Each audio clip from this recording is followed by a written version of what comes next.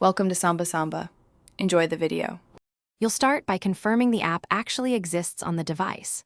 Open Settings, go to Apps, and find the package name. You need to see it listed and enabled. Otherwise, the icon cannot appear. Once you confirm it's installed, open the Play Store page for the same app to ensure it shows open or installed. If both are good, reboot the phone now. Restarting clears temporary launcher glitches and gives you a clean state to continue. Next, fix the launcher. Long press an empty home area to access widgets and home settings because many launchers allow adding app shortcuts directly.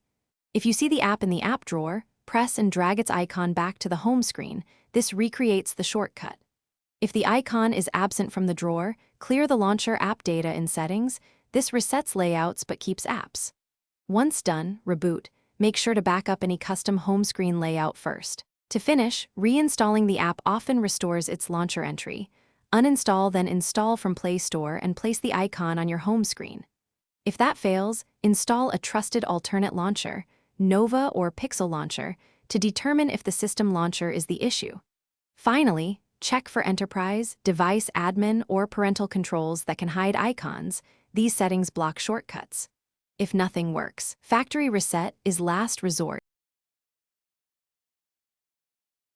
Thanks for watching. Consider subscribing if we helped you.